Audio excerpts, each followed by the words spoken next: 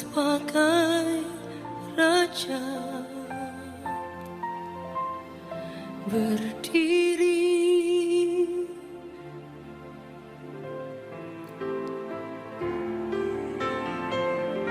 ditinggikan dan dipuji. Yesus kami puja, kami sembah. We welcome you, Lord. Berdiri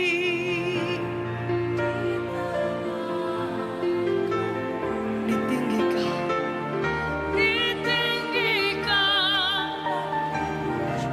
dipuji. Sembah dan puji. Amin.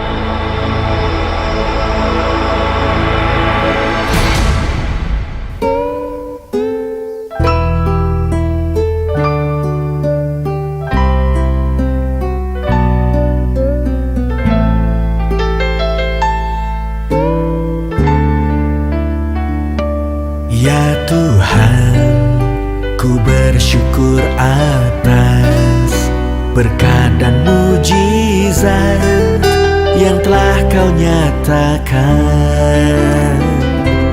Ya Tuhan, ku bersyukur atas kasih setia-Mu yang Kau anugerahkan. Sekarang inilah yang ku pinta, hikmat mengelola apa yang telah ku terima, sebab hatiku percaya Kau sediakan juga semua hal terbaik yang tiada ku pinta.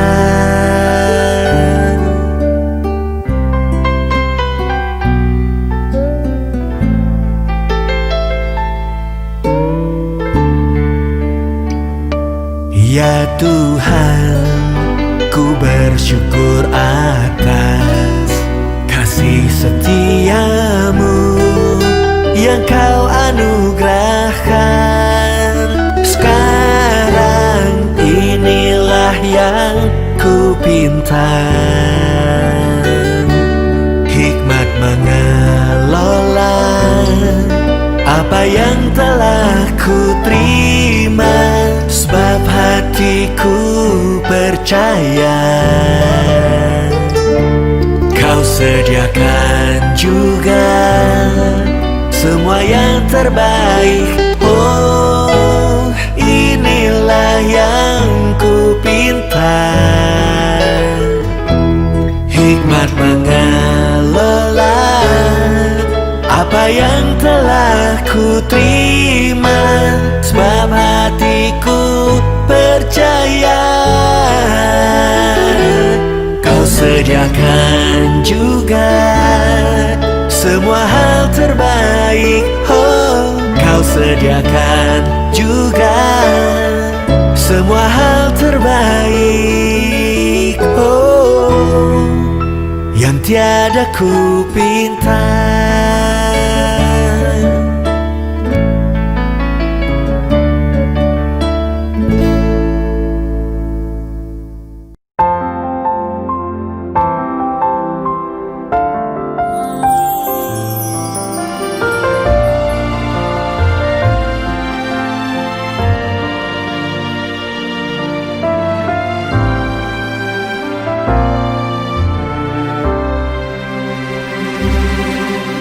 Sekalipun ku memiliki iman sekecil biji sesawi, namun ku kenal yang ku sembah, Tuhan yang besar di atas segalanya. Ku percaya laut dapat menjadi jalan, ku percaya badai pun dapat Kau redakan, ku percaya gunung pun dapat ku pindahkan dengan kuasa iman yang mengalahkan dunia.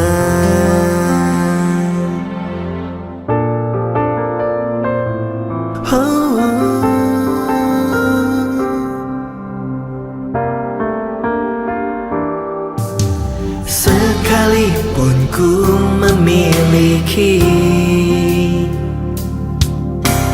iman sekecil biji sesawi, namun ku kenal yang ku sembah, Tuhan yang besar di atas segalanya. Ku percaya laut dapat menjadi jalan, ku percaya badai pun dapat Kau redakan, ku percaya gunung pun dapat ku pindahkan. Dengan kuasa iman yang mengalahkan dunia.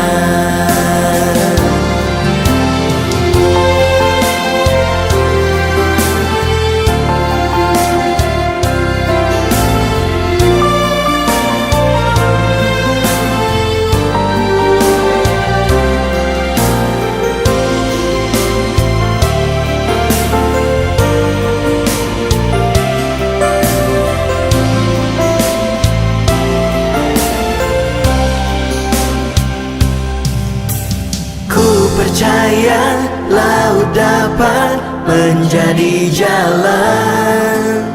Ku percaya badai pun dapat kau redakan. Ku percaya gunung pun dapat ku pindahkan. Dengan kuasa iman yang mengalahkan dunia.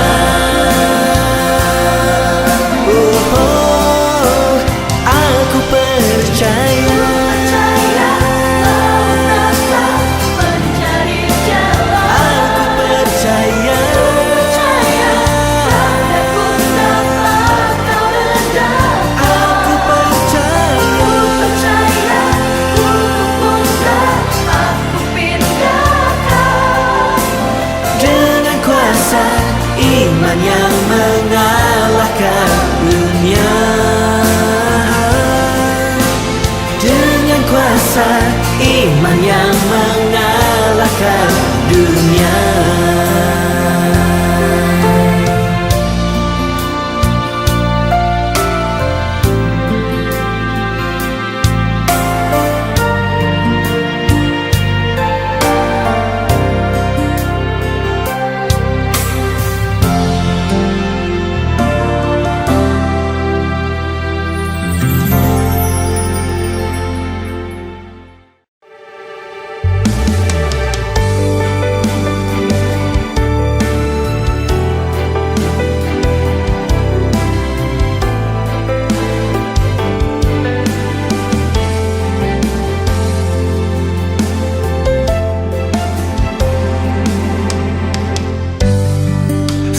Bumi bergoncang,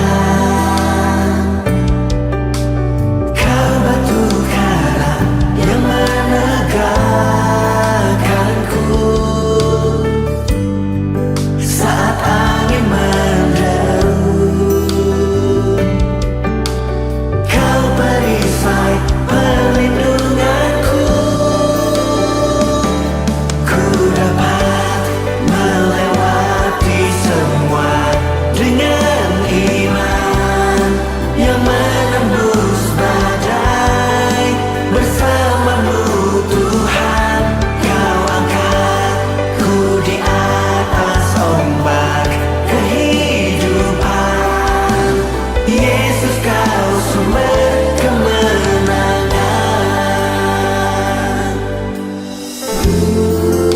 Kau pengharapanku dan kedamaianku. Yesus, kau penghiburanku dan kekuatanku. Yesus, saat bumi bergoncang, kau batu karang yang menegakkanku. Saat angin menderu, kau perisai perlindunganku. Ku dapat melewati semua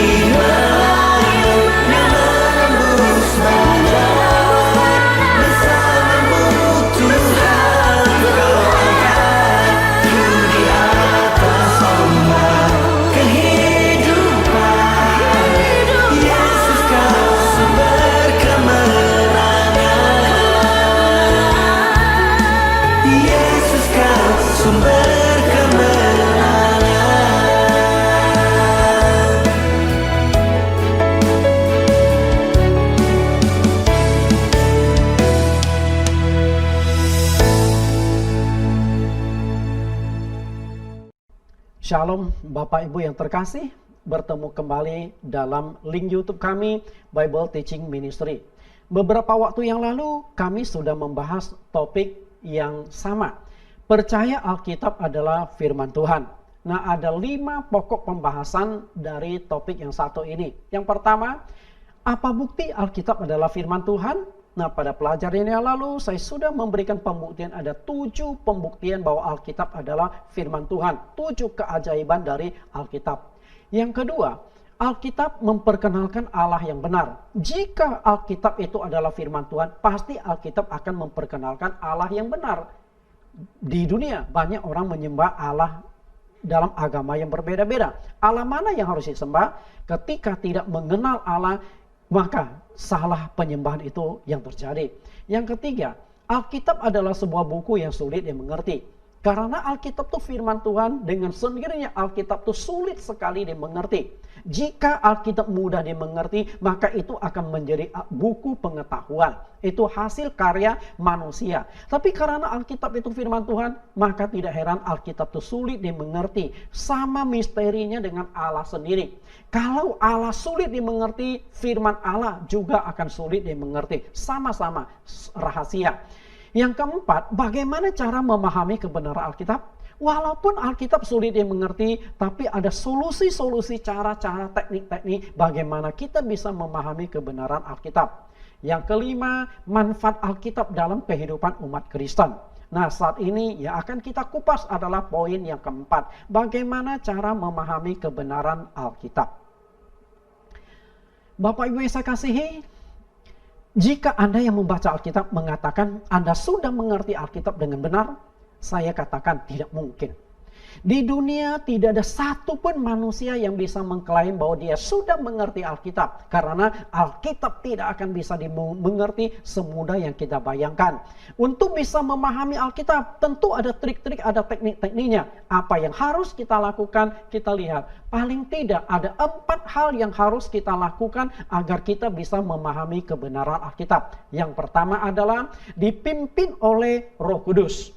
Dan yang kedua, memohon Tuhan membuka hati kita. Dan yang ketiga, dituntun orang yang lebih memahami Alkitab. Dan yang keempat, perlu lakukan penyelidikan dan penggalian secara mendalam. Nah, 4 poin inilah yang akan kita kupas pada topik yang satu ini. Bagaimana cara memahami Alkitab? Kita akan masuk pembahasan kita.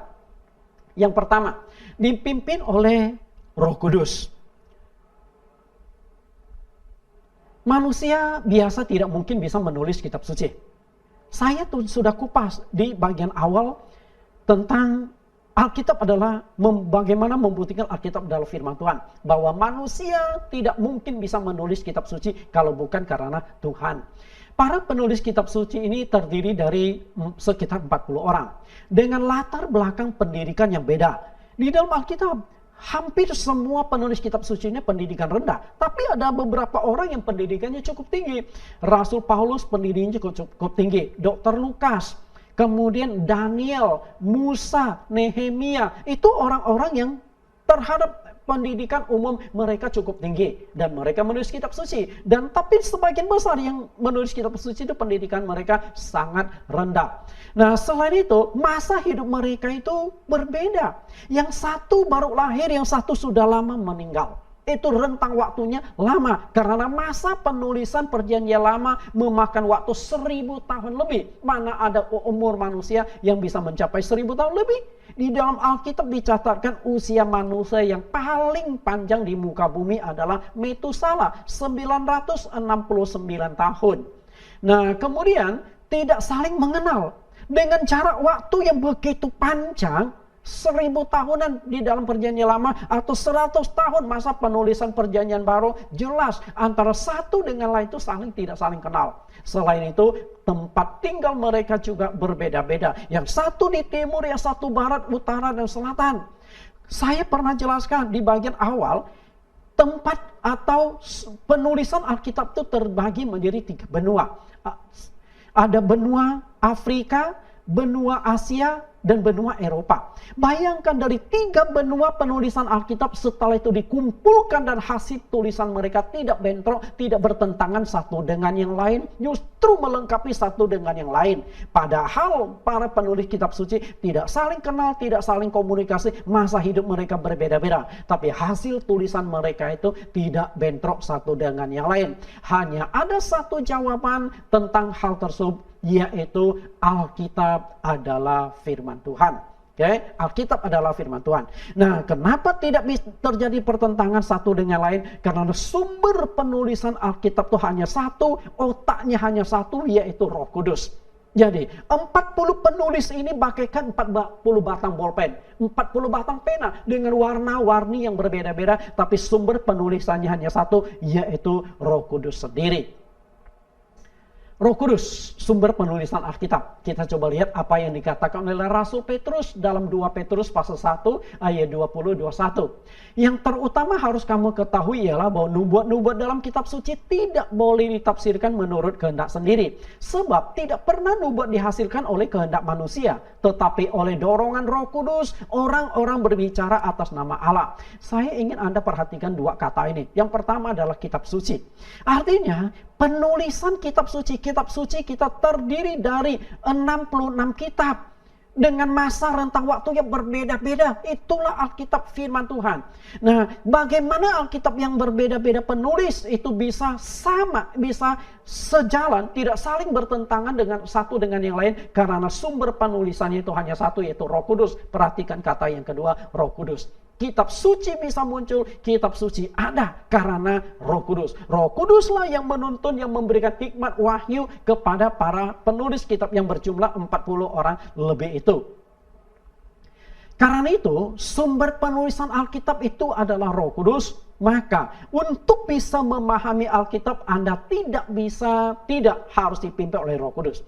Hanya Roh Kudus yang bisa menuntun, hanya Roh Kudus yang bisa menjelaskan kita kebenaran Alkitab. Contohnya sederhana begini, saya menulis banyak buku. Katakanlah ini salah di antara 2 buku yang saya tulis, 52 Ikhtisar Khotbah Kisah Para Rasul yang diterbitkan oleh Andy Offset, dan satu lagi 10 pokok pengajaran tentang keselamatan. Nah, yang saya sedang kupas pada saat ini dengan banyak topik adalah 10 pokok pengajaran tentang keselamatan dalam bentuk konsep keselamatan dalam agama Kristen. Nah, ketika Bapak Ibu memiliki salah satu dari buku saya, Bapak Ibu baca, nah bagaimana agar bisa memahami buku yang saya tulis? Katakanlah buku ini dijual 100.000. Lalu Bapak Ibu baca, setelah baca Bapak Ibu hanya bisa memahami 50%. 50% tidak bisa pahami, apa yang harus Bapak Ibu lakukan? Mungkin Anda akan menjawab, oh baca sekali lagi, oke, meningkatnya sedikit. Baca sekali lagi, meningkatnya sedikit. Sampai mentoknya, karena sudah lebih dari 10 kali Bapak Ibu baca, mentoknya 75% Bapak Ibu bisa mengerti. 25% tidak bisa mengerti, mungkin karena ada skema, ada istilah-istilah yang saya pakai. Bagaimana agar Bapak Ibu bisa memahami tulisan saya? Satu-satunya solusi adalah bertanyalah kepada sang penulis. Ketika Bapak Ibu baca, baik WhatsApp, telepon saya, halaman sekian kalimat ini, apa maksudnya Pak Nathan? Nah, saya akan jelaskan, oh maksudnya begini. Sehingga Bapak Ibu bisa memahami buku saya 100% karena bisa memahami otak saya, karena komunikasi langsung dengan saya. Nah, demikian pula Alkitab. Alkitab penulisnya itu adalah Roh Kudus. Maka untuk bisa memahami Alkitab, sepenuhnya kita harus dipimpin oleh Roh Kudus. Itu syarat untuk bisa memahami kebenaran Alkitab. Yang menjadi problem sekarang adalah, apakah semua hamba Tuhan yang membaca Alkitab, yang menafsirkan Alkitab sudah dituntun oleh Roh Kudus? Sedangkan pemahaman tentang Roh Kudus antara pendeta satu dengan pendeta yang lain berbeda. Gereja satu dengan gereja lain berbeda-beda. Yang satu gereja mengatakan, kalau engkau dipenuhi Roh Kudus, engkau bisa berbahasa roh, glosolalia. Sedangkan gereja yang satu enggak. Bahasa roh itu tidak mutlak. Bahasa roh itu hanya karunia untuk orang tertentu. Jadi mana yang benar? Apa buktinya? Orang sudah dipenuhi Roh Kudus. Nah, topik Roh Kudus akan saya kupas pada topik tersendiri. Paling tidak ada 15 kali pertemuan atau 15 sesi hanya topik Roh Kudus. Saya uraikan secara lengkap, secara jelas. Harapan saya Bapak Ibu juga bisa menonton acara link kami, topiknya tentang Roh Kudus. Roh Kudus itu adalah roh kebenaran. Yohanes 16 ayat 12 ayat sampai 13. Masih banyak hal yang harus kukatakan kepadamu, tetapi sekarang kamu belum dapat menanggungnya. Tetapi apabila ia datang, yaitu roh kebenaran, ia akan memimpin kamu ke dalam seluruh kebenaran. Sebab ia tidak akan berkata-kata dari dirinya sendiri, tetapi segala sesuatu yang didengarnya dan itulah yang akan dikatakannya. Dan ia akan memberitakan kepadamu hal-hal yang akan datang. Nah, perhatikan kalimat ini Bapak Ibu. Roh kebenaran. Sebutan Roh Kudus itu cukup banyak. Penghibur, roh hikmat, roh wahyu, roh kebenaran, roh kasih karunia, itu sebutan semua. Nah, di sini disebut roh kebenaran. Maksudnya itu adalah Roh Kudus akan menuntun kita masuk ke dalam seluruh kebenaran Alkitab. Karena sumber penulisan Alkitab itu adalah Roh Kudus, maka untuk bisa memahami Alkitab harus dituntun oleh Roh Kudus itu sendiri. Sang penuntun itulah yang akan menuntun kita untuk memahami seluruh kebenaran Alkitab. Karena mutlak sekali. Kalau engkau punya Roh Kudus, engkau akan mudah mengerti Alkitab. Kalau engkau tidak dituntun, tidak ada Roh Kudus di dalam dirimu, maka engkau akan sulit memahami kebenaran Alkitab. Karena Alkitab bukan ilmu pengetahuan. Alkitab bukan buku biasa, bukan buku filsafat, tapi Alkitab itu firman Tuhan. Hanya Roh Kudus yang bisa menuntun dan bisa membuat kita mengerti kebenaran Alkitab. Lihat lagi, Yohanes pasal 14 ayat yang ke-26. Tetapi penghibur, yaitu Roh Kudus, yang akan diutus oleh Bapa dalam namaku, dialah yang akan mengajarkan segala sesuatu kepadamu dan akan mengingatkan kamu akan semua yang telah kukatakan kepadamu. Kalau ayat ini dikatakan Roh Kudus itu penghibur, fungsinya sebagai penghibur. Nah, Roh Kudus dia akan mengajarkan kepadamu. Karena Roh Kudus itu penuntun, Roh Kudus itu guru agung kita. Karena Roh Kudus itu roh Tuhan Yesus sendiri. Kalau kita dipimpin oleh Roh Kudus, sama sebenarnya kita dipimpin oleh Tuhan Yesus sendiri untuk memahami Alkitab. Intinya di sana. Roh Kudus adalah rohnya Tuhan Yesus sendiri. Yang kedua, memohon Tuhan membuka pikiran kita. Kesulitan kita memahami Alkitab karena ada sesuatu yang menutupi pikiran kita. Kita akan lihat apa yang terjadi. Banyak orang tidak tahu mengapa ketika dia mendengarkan firman Tuhan atau membaca Alkitab tapi tidak mengerti. Di sini bukan hanya membaca Alkitab. Kadang-kadang Anda mendengarkan khotbah dari pendeta di atas mimbar, Anda tetap tidak bisa mengerti apa yang dikhotbahkan. Kenapa bisa demikian? Karena ada sesuatu yang menutup pikiran kita. Kita lihat, menutupi pikiran kita. Nah, seperti yang dikatakan oleh Rasul Paulus dalam 2 Korintus 4 ayat 3 sampai 6. Kita lihat yang dikatakan Paulus, bahwa ada sebuah selubung, sesuatu yang menutupi pikiran kita, sehingga ketika kita baca atau mendengarkan firman Tuhan tidak akan bisa mengerti. Lihat yang dikatakan Paulus. 2 Korintus 4 ayat 3 sampai ayat yang ke-6.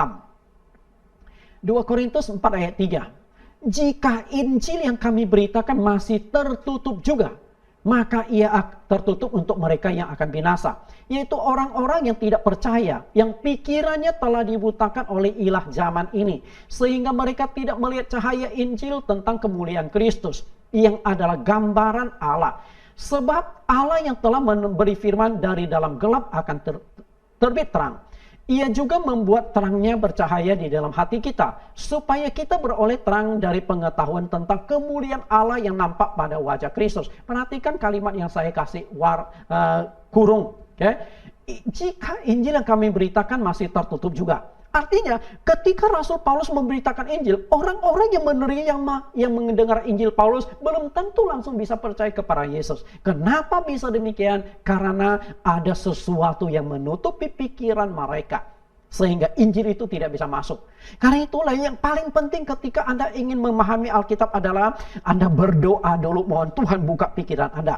Atau ketika Anda memberitakan Injil, maka mohon Tuhan buka orang yang sedang mendengarkan Injil, yang sedang Anda injili. Ketika Tuhan Yesus mengutus murid-murid, yang dicatatkan di dalam Lukas pasal yang ke-10 ayat 1 sampai ayat yang ke-3. Tuhan Yesus utus mereka dua-dua. Kenapa perlu dua-dua? Karena yang satunya memberitakan Injil kepada orang ini, yang satunya mendoakan. Supaya ketika Injil masuk, doa juga membuka pikirannya supaya Injil itu masuk kepada orang yang akan diinjil. Itu kerjasama. Jadi satu sisi dengan kekuatan doa, sisi lain dengan firman Tuhan yang masuk ke dalam hati orang tersebut. Ketika pikiran kita dibuka, maka kita akan mengerti Alkitab. Itu yang jadi persoalannya. Lihat baik-baik di ayat ini. Murid-murid Yesus membaca Alkitab, tapi mereka tidak mengerti. Kita lihat Lukas 24 ayat 44. Ia berkata kepada mereka, inilah perkataanku yang telah kukatakan kepadamu ketika aku masih bersama-sama dengan kamu. Ya ini bahwa harus digenapi semua yang tertulis tentang aku dalam kitab Taurat Musa dan kitab Nabi-Nabi dan kitab Mazmur. Murid-murid Tuhan Yesus sudah membaca kitab Perjanjian Lama, mereka orang Yahudi. Bahkan bangsa Yahudi ini terkenal sekali dalam pendidikan melalui kitab suci. Di umur 12 tahun mereka seringkali disebut anak-anak Taurat. Artinya umur 12 tahun mereka sudah kuasai kitab. Tapi yang menjadi persoalannya adalah menguasai kitab belum tentu mengerti maknanya. Mungkin secara letterlek mereka hafal, tapi makna sebenarnya mereka belum tentu bisa tangkap. Sama juga murid-murid ini. Padahal Yesus berkata, Perjanjian Lama, Taurat Musa, kitab Nabi-Nabi dan kitab Mazmur sudah menuliskan tentang Yesus. Artinya kitab Perjanjian Lama sudah cukup jelas menceritakan tentang Yesus Kristus. Tapi ketika bangsa Yahudi membaca kitab suci, apakah mereka bisa menemukan Yesus? Tidak. Kenapa demikian? Karena pikiran mereka tertutup. Lalu bagaimana supaya bisa mengerti? Lihat ayat selanjutnya, ayat 45. Lalu ia membuka pikiran mereka sehingga mereka mengerti kitab suci. Karena itulah untuk bisa mengerti kitab suci yang paling penting adalah mohon Tuhan buka, singkapkan pikiran kita sehingga kita bisa memahami Alkitab. Maka tidak heran banyak orang tidak bisa memahami Alkitab. Banyak pendeta tidak memahami Alkitab karena Tuhan tidak buka pikiran mereka untuk mengerti ayat-ayat Alkitab yang dibacanya. Contoh yang satu lagi di sini. Pada hari Sabat, di Kisah Rasul pasal 16 ayat 13 sampai ayat yang ke-15. Pada hari Sabat kami keluar pintu gerbang kota. Kami menyusur tepi sungai dan menemukan tempat sembahyang Yahudi yang sudah kami duga ada di situ. Setelah duduk, kami berbicara kepada perempuan-perempuan yang ada berkumpul di situ. Seorang dari perempuan-perempuan itu yang bernama Lydia turut mendengarkan. Ia seorang penjual kain ungu dari kota Tiatira yang beribadah kepada Allah. Tuhan membuka hatinya sehingga ia memperhatikan apa yang dikatakan Paulus.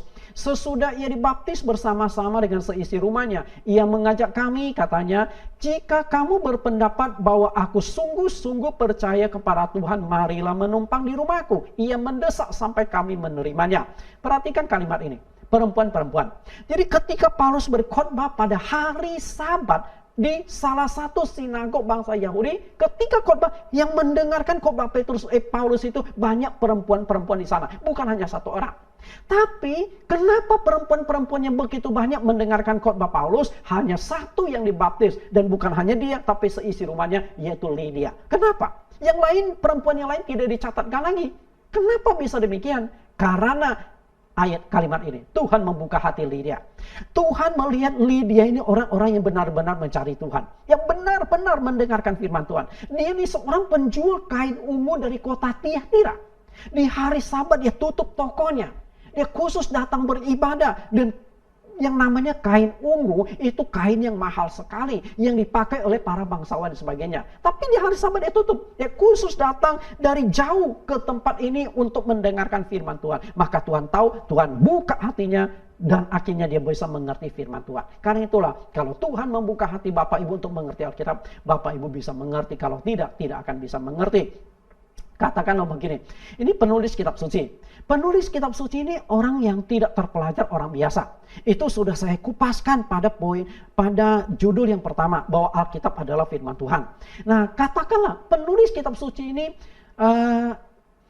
kita lihat kembali ayatnya dulu. Kisah Rasul 4 ayat 13. Perhatikan kalimat ini. Mereka orang biasa yang tidak terpelajar. Artinya penulis kitab suci, khususnya Petrus dan Yohanes, ini orang biasa, pendidikan mereka rendah, artinya tidak terpelajar. Oke, tidak terpelajar. Nah, walaupun mereka bukan orang yang pintar, katakanlah mereka hanya lulus SMP. Ini andai kata, Yohanes dengan Petrus hanya lulusan SMP. Oke, kemudian Anda membaca kitab suci, kalau Anda dibuka pikiran Anda oleh Tuhan, maka walaupun Anda lulus SMP, Anda bisa memahami Alkitab itu sendiri. Ya? Yang paling penting adalah ketika Anda baca Alkitab, Tuhan buka pikiran Anda. Penduduk Israel adalah bangsa pilihan yang terkenal sekali tingkat kecerdasannya di dunia. Semua bangsa mengakui bahwa bangsa Israel ini adalah bangsa yang khusus, spesial. Otak mereka sangat jenius. Banyak penemuan-penemuan besar yang ada di dunia, baik di bidang medis, pengetahuan, dan pendidikan, semuanya banyak dihasilkan oleh bangsa Yahudi. Otak mereka memang jenius. Tapi ketika mereka membaca kitab suci mereka, mereka tetap tidak bisa mengerti. Kenapa bisa demikian? Bukankah kalau mereka otaknya jenius, otaknya pintar, baca kitab suci, padahal kitab suci ditulis pakai bahasa mereka. Padahal Yesus katakan di Perjanjian Lama sudah menceritakan tentang Yesus. Mestinya kalau mereka otaknya pintar, lalu mereka baca dan itu pakai bahasa mereka, kebudayaan, peristiwa terjadi di tempat mereka, mereka bisa mengerti. Tapi faktanya tetap tidak mengerti. Kenapa bisa demikian? Karena mata dan hati bangsa Israel yang menolak Yesus tertutup oleh suatu selubung. Itu masalahnya. Sehingga Paulus katakan di dalam 2 Korintus pasal 3 ayat 14 sampai ayat yang ke-15 bahwa ada selubung yang menutupi pikiran mereka. Dan selubung itu hanya Tuhan Yesus yang bisa mengangkatnya. Sedangkan mereka tidak percaya Yesus. Karena itu kalau mereka percaya Yesus, selubung itu akan dibuka dan mereka pasti terkaget-kaget menemukan ribuan tahun sebelumnya kitab suci mereka sudah menceritakan tentang Yesus Kristus. Sayangnya mereka tidak mau terima Yesus sebagai Tuhan dan Juru Selamat. Kita lihat dasar ayatnya. 2 Korintus pasal yang ketiga 14 sampai 16. Tetapi pikiran mereka telah menjadi tumpul. Sebab sampai pada hari ini selubung itu masih tetap menyelubungi mereka. Jika mereka membaca Perjanjian Lama tanpa disingkapkan, karena hanya Kristus saja yang dapat menyingkapkannya. Bahkan sampai pada hari ini, setiap kali mereka membaca kitab Musa, ada selubung yang menutupi hati mereka. Tetapi apabila hati mereka berbalik kepada Tuhan, maka selubung itu akan diambil daripadanya. Jadi Yesus sudah katakan di Lukas pasal 24 ayat 44, harus digenapi semua yang tertulis tentang aku dalam kitab Taurat Musa, kitab Nabi-Nabi dan kitab Mazmur. Nah Paulus katakan, mereka baca kitab Nabi Musa, kitab Taurat. Padahal di dalam kitab Taurat itu banyak menceritakan tentang Yesus. Mereka nggak mengerti. Sama juga Paulus. Ketika Paulus baca kitab Taurat Musa sebelum percaya Yesus, dia juga nggak mengerti. Nggak mengerti Bapak Ibu. Okay? Karena itulah, kenapa waktu pertobatan itu Tuhan membuat sinar yang sangat terang, membutakan mata Paulus 3 hari? Karena ada filosofinya di sini. Maksudnya adalah dengan mata jasmani yang begitu terang, Paulus tidak akan bisa menemukan Tuhan, baca Alkitab tidak akan bisa mengerti. Nah, ketika matanya dibutakan 3 hari, justru dia mengenal Tuhan melalui kebutaan itu. Artinya, ketika Tuhan buka mata rohani kita, baru bisa melihat jelas Alkitab ini. Maka selubung inilah yang menutupi kita. Bukan hanya ini berlaku bagi bangsa Israel. Sama juga kita hamba Tuhan, kita orang Kristen. Ketika kita baca Alkitab, mungkin ada sebuah selubung yang menutupi pikiran kita. Kalau selubung itu dibuka, disingkapkan, baru Anda akan terkaget mengenal firman Tuhan. Luar biasa. Sungguh-sungguh luar biasa. Yang ketiga, dituntun orang yang lebih mengerti kitab suci. Cara yang ketiga. Kita lihat bagaimana Filipus menuntun sida-sida Ethiopia, Kisah Rasul 8 ayat 26-27. Kemudian berkatalah seorang malaikat Tuhan kepada Filipus, katanya, bangunlah dan berangkatlah ke sebelah selatan menurut jalan yang turun dari Yerusalem ke Gaza. Jalan itu jalan yang sunyi. Lalu berangkatlah Filipus, adalah seorang Ethiopia, seorang sida-sida, pembesar dan kepala perbendaan Sri Kandake Ratu negeri Ethiopia yang pergi ke Yerusalem untuk beribadah. Ini bukan orang bodoh Bapak Ibu. Sida-sida Ethiopia ini, dia bukan orang biasa. Dia adalah kepala perbendaharaan Sri Kandake. Dengan kata lain, jabatan dia adalah Menteri Keuangan untuk hari ini. Dan dia bisa membaca kitab suci bangsa Ibrani, bahasa Ibrani kuno. Artinya otaknya memang jenius. Pejabat, otaknya jenius. Dan Menteri Keuangan, yang namanya Menteri Keuangan mestinya orang tuh teliti. Bayangkan kalau menulis 100 juta, kelebihan 1 karena nggak teliti, ruginya berapa banyak. Artinya orang yang teliti. Tapi walaupun pintar, teliti, baca Alkitab tidak mengerti. Dan akhirnya Tuhan mengirim Filipus bertemu dengan sida-sida, dan sida-sida itu dituntun oleh Filipus. Kita lihat yang selanjutnya, ayat 28. Sekarang orang itu sedang dalam perjalanan pulang dan duduk dalam keretanya sambil membaca kitab Nabi Yesaya. Lalu kata Roh kepada Filipus, Pergilah ke situ dan dekatilah kereta itu. Filipus segera ke situ dan mendengar sida-sida itu sedang membaca kitab Nabi Yesaya. Kata Filipus, mengertikah Tuhan apa yang Tuhan baca itu? Jawabnya, bagaimana aku dapat mengerti kalau tidak ada yang membimbing aku? Lalu ia meminta Filipus naik yang duduk di sampingnya. Filipus adalah seorang hamba Tuhan. Salah satu dari 7 diaken yang diangkat di kota Yerusalem. Dari 7 diaken ini ada 2 yang sangat menonjol. Filipus dengan Stefanus. Dan akhirnya Stefanus mati dibunuh ketika dia bersaksi secara luar biasa. Nah tinggal Filipus ini. Filipus juga dipakai Allah banyak melakukan mujizat. Kemudian Filipus sebagai hamba Tuhan, Tuhan pasti memberikan banyak pengertian-pengertian tentang kebenaran Alkitab. Bapak Ibu, nah Filipus inilah akhirnya yang menuntun sida-sida Ethiopia sampai dia tuh mengerti Alkitab. Bahkan bukan hanya itu, sida-sida itu akhirnya menerima Yesus, dibaptis. Inilah yang luar biasa. Oke, sida-sida dituntun, dijelaskan Alkitab oleh Filipus sampai akhirnya dibaptis. Kalau Tuhan tidak mengirim sida-sida Ethiopia untuk bertemu, Tuhan tidak mengirim Filipus bertemu dengan sida-sida Ethiopia, saya yakin Ethiopia, sida-sida ini belum percaya Yesus sampai dia meninggal. Kita tidak tahu. Ya. Intinya, karena Tuhan memakai sida-sida, memakai Filipus bertemu dengan sida-sida mengerti apa yang dia baca dan akhirnya dia menerima Yesus Kristus sebagai Tuhan dan Juru Selamatnya. Karena itulah peran seorang penuntun itu sangat-sangat penting dan vital bagi keselamatan orang yang dituntunnya. Di Matius pasal 15 ayat 14, biarkanlah mereka itu. Mereka orang buta yang menuntun orang buta. Jika orang buta menuntun orang buta, pasti keduanya jatuh ke dalam lubang. Perhatikan, pasti artinya mutlak terjadi. Karena nggak mengerti Alkitab lalu menuntun. Nah kalau dia salah menuntun, akibatnya adalah orang buta menuntun orang buta, dua-duanya masuk ke dalam lubang. Perhatikan gambar ini Bapak Ibu. Ini ada satu rombongan orang.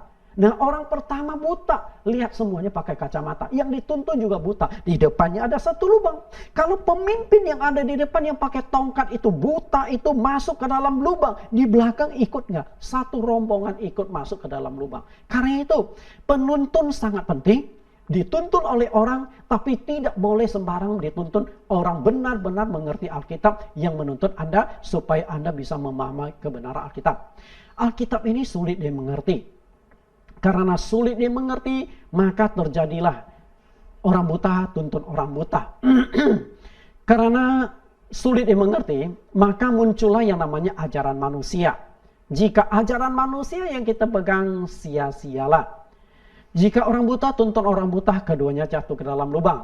Saya sebagai seorang hamba Tuhan, saya sebagai seorang dosen teologi, dan saya sadar betul, jangan sampai kalimat ini terjadi pada saya, orang buta tuntun orang buta, keduanya jatuh ke dalam lubang. Nah, sebagai penuntun, saya mengerti betapa pentingnya memahami kebenaran Alkitab, sehingga saya akhirnya ambil sekolah teologi sebagai salah satu pelengkap bagi saya untuk bisa memahami Alkitab. Nah, saya ikut sekolah teologi itu ada 3 kali.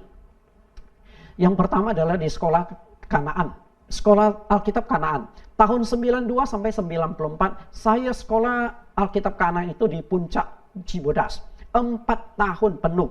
Nah, dosen saya itu 75% itu dari Taiwan.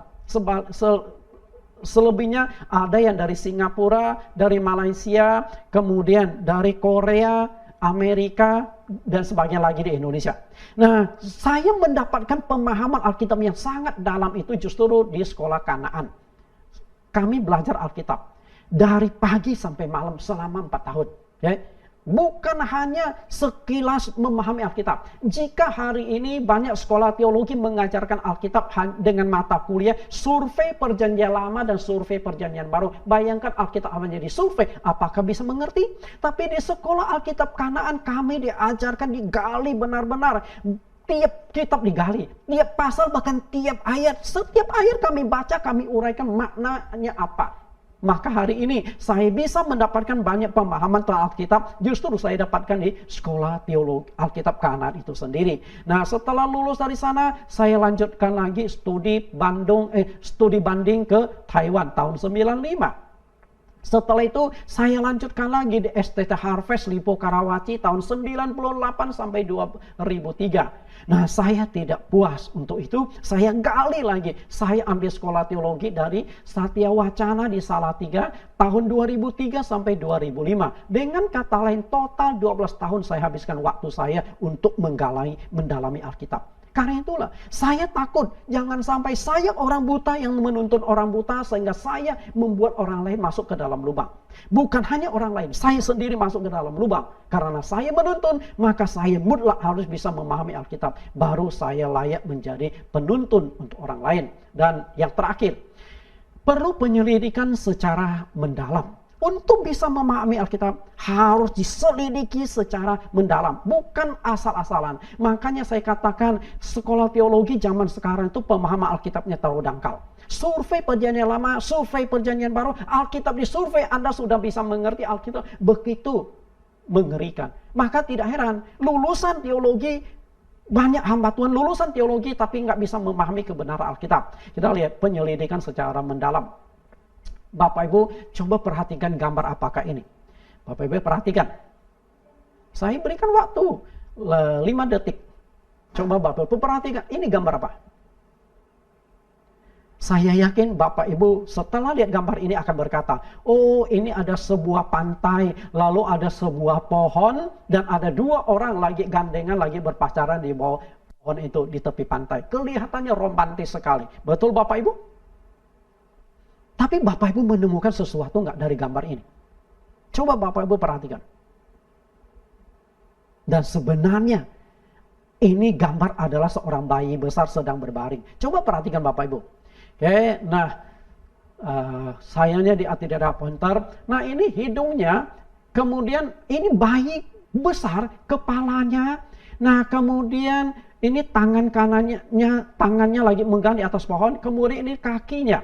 Jadi seorang bayi besar lagi terbaring sehingga membentuk sebuah pemandangan, sebuah danau. Jadi kalau Bapak Ibu tidak jeli melihat, Bapak Ibu hanya melihat ada 2 orang dewasa lagi gandengan berpacaran di tepi pantai. Itu saja. Padahal tidak demikian. Ada sesuatu di balik gambar ini. Oke? Nah, atau saya berikan gambar yang lain. Bapak Ibu perhatikan baik-baik. Saya hanya akan berikan waktu 10 detik. Perhatikan dengan seksama gambar berikut ini. Kira-kira gambar apa? Perhatikan ya. Hanya 10 detik Bapak Ibu perhatikan. Silakan Bapak Ibu. Gambar apakah ini? Sudah 10 detik ya? Oke. Gambar apa Bapak Ibu? Saya yakin Bapak Ibu melihat, oh ini hanya sebatang pohon. Oke, nggak apa-apa. Mungkin ada di antara Bapak Ibu yang menonton video kami berkata, oh itu ada 2 kepala. Oke, nggak apa-apa. Karena pemahaman tiap orang berbeda-beda. Nah, sebenarnya gambar ini adalah gambar pohon kepala manusia. Nah, yang menjadi persoalannya ada berapa kepala di sini. Coba saya berikan waktu 10 detik yang kedua. Bapak Ibu tebak. Oke? Bapak Ibu tebak. Setelah itu tebakkan Bapak Ibu simpan di dalam hati. Karena ini bukan seminar, saya tidak bisa bertanya kepada Bapak Ibu secara langsung. Saya hanya ingin mengetes. Kira-kira Bapak Ibu tebak ada berapa kepala di sini. Oke, 10 detik perhatikan kembali.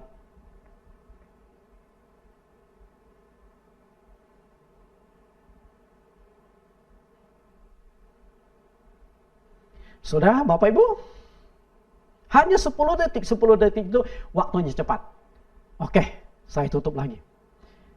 Bapak Ibu, mungkin ada yang menerka 2 kepala. Ada yang 3, 4, 5, 6. Boleh. Nah, sekarang yang menjadi persoalannya adalah, Bapak Ibu, kenapa bisa beda-beda? Gambar yang kita lihat sama, waktunya sama, ada yang menebak hanya 2 kepala, 3 kepala, 4 kepala, 5 kepala, beda-beda. Betul? Nah, jawaban yang benar itu seperti apa? Kita lihat. Gambar ini sebagai tes intelijensi. Kuncinya berikut. Jika Bapak Ibu hanya menemukan 5 wajah, berarti Bapak Ibu termasuk kelompok yang malas. Berarti di pohon ini banyak wajah, Bapak Ibu. Kalau hanya ketemukan 5, Bapak Ibu termasuk tipe yang malas. Maaf kata ya Bapak Ibu. Nah, kalau Bapak Ibu menemukan 6-7 wajah, berarti Bapak Ibu kelompok yang normal. Artinya manusia rata-rata. Paling banyak kelompok ini. Kemudian jika Bapak Ibu menemukan 8 sampai 9 wajah, berarti Bapak Ibu termasuk orang yang di atas normal, di atas rata-rata. Dan jika Bapak Ibu berhasil menemukan 10 sampai 11 wajah, Bapak Ibu termasuk kelompok yang cerdas.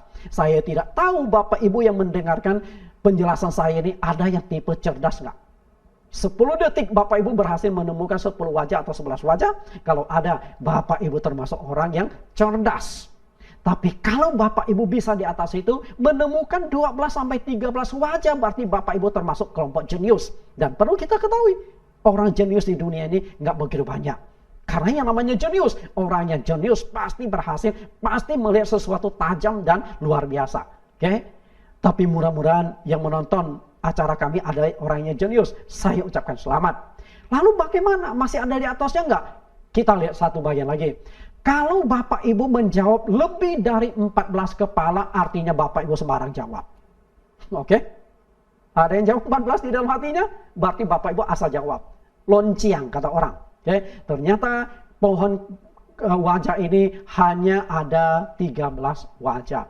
Nah, tinggal Bapak Ibu coba kurungin satu demi satu wajah dan kita hitung, kita akan temukan 13 wajah. Terus terang, ketika saya menemukan gambar ini pun saya sampai setengah jam dicermati, dihitung lagi, sampai akhirnya saya temukan 13 wajah. Itu nggak gampang Bapak Ibu. Okay? Karena awalnya sudah dikasih tahu ada 13 wajah. Kalau tidak dikasih 13 wajah, mungkin saya sudah puas temukan 10 wajah. Wah, saya menemukan semua wajah sudah saya temukan. Padahal ternyata ada 13 wajah. Nah inilah. Nah penyelidikan Alkitab pun sama. Pendeta yang satu melihat hanya 2 wajah, pendeta yang lain melihat 3 wajah, 4 wajah, 5 wajah, 10 wajah. Mungkin ada pendeta yang berhasil menemukan di atas 10 wajah. Wajar saja. Karena apa? Penggalian memerlukan waktu yang lebih lama, memerlukan kejelian. Semakin jeli, semakin banyak waktu yang dipakai untuk menggali, menyelidiki wajah pohon ini, maka kita akan temukan banyak kebenaran itu. Mengerti Alkitab itu perlu penyelidikan secara mendalam. Lihat Kisah Rasul pasal 17 ayat yang ke-11 sampai 12. Orang-orang Yahudi di kota itu lebih baik hatinya daripada orang-orang Yahudi di Tesalonika.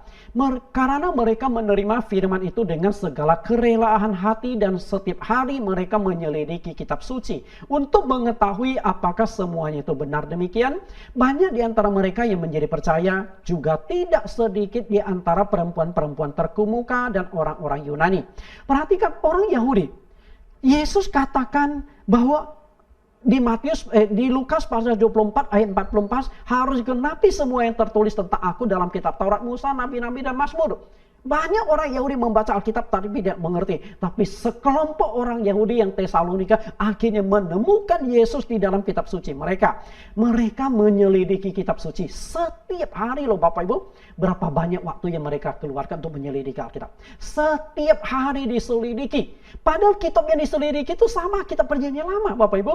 Oke, ini kitab Perjanjian Lama. Nggak mungkin yang mereka diselidiki itu kitab suci Perjanjian Baru. Karena saat itu Perjanjian Baru belum ditulis. Nah, ketika mereka menyelidiki Perjanjian Lama, memakan waktu yang cukup banyak. Dan hasil penyelidikan mereka menjadi percaya kepada Yesus. Karena menemukan Yesus di dalam Perjanjian Lama. Jadi mereka tidak menutup hatinya. Mereka sudah tahu Yesus sudah lahir, lalu mereka cocokkan kehidupan Yesus dengan Perjanjian Lama. Satu demi satu dicocokkan. Nah, penggenapannya mereka temukan banyak nubuat di Perjanjian Lama tentang Yesus dan digenapi atas diri Yesus. Dan mereka akhirnya ambil satu keputusan, percaya Yesus adalah juru selamat bagi mereka. Sebagai orang yang mengajar atau penuntun, mutlak harus selalu menyelidiki Alkitab, selalu melakukan koreksi ulang. Rasul Paulus punya seorang anak didik yang masih muda tapi dipakai Tuhan luar biasa, yaitu Timotius. Seorang anak muda yang punya karakter bagus, yang bisa menjadi rekan kerja Paulus. Orang yang bisa menjadi rekan kerja Paulus itu mestinya punya kemampuan yang luar biasa. Itu Timotius muda.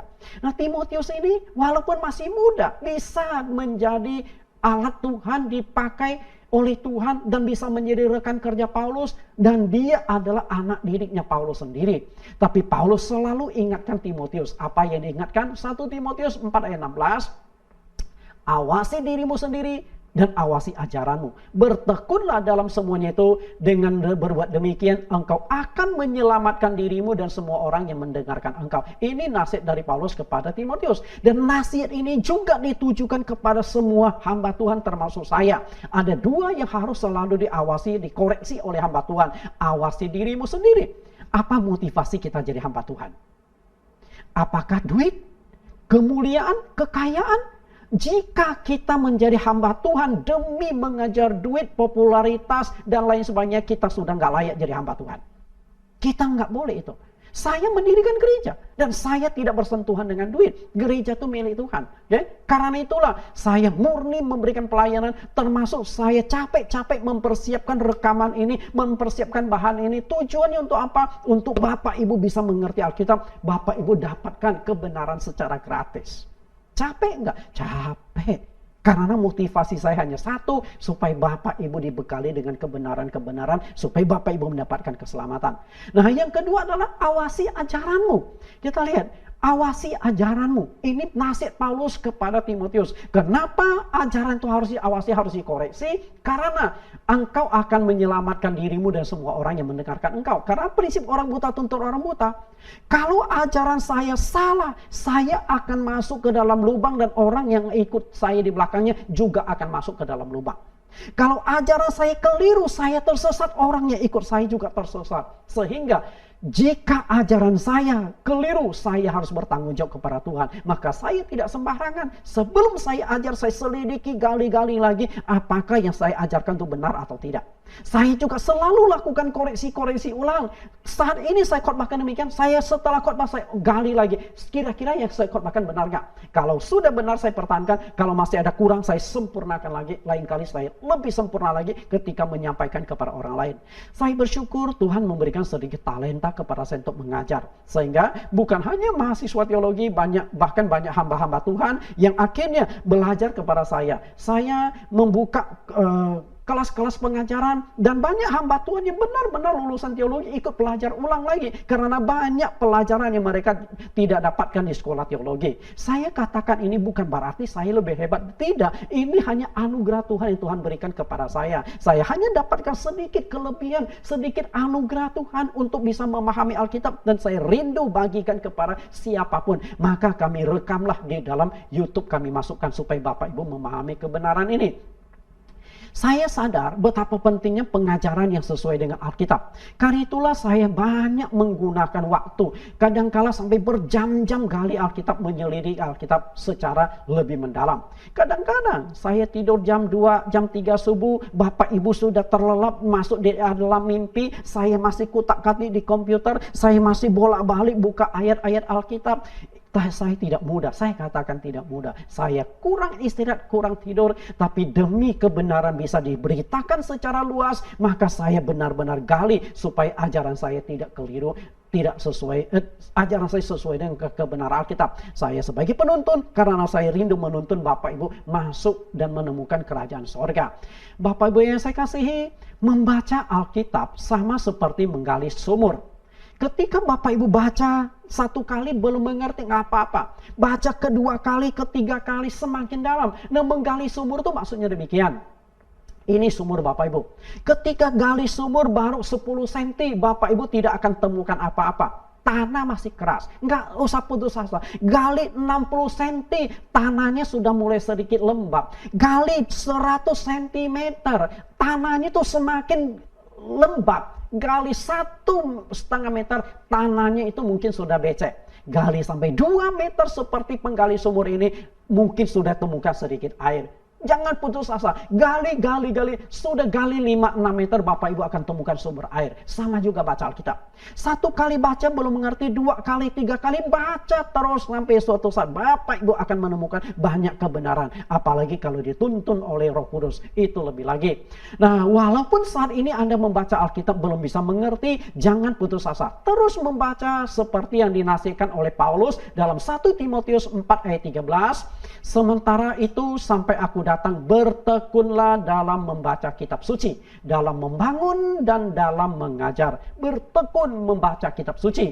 Pelan tapi pasti Anda akan mendapat pengertian yang benar, memperoleh banyak manfaat. Ibarat menggali sumur seperti ilustrasi saya barusan. Nah, saat ini kita sudah belajar tentang satu hal, percaya Alkitab sebagai firman Tuhan, dan saya sudah sampai ke 4 poin tentang topik ini.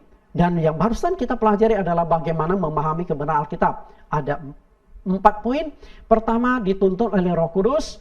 Yang kedua, mohon Tuhan buka pikiran kita. Yang ketiga, dituntun oleh orang yang lebih memahami Alkitab. Dan yang kelima, digali secara mendalam. Digali, dibaca terus menerus. Kita akan dapat pengertian. Nah, dari 5 pokok pembahasan tersebut, kita sudah selesaikan 4 pokok pelajaran.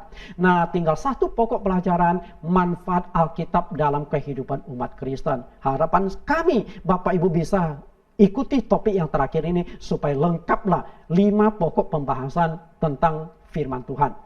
Tuhan Yesus berkati. Kita akan berdoa sejenak.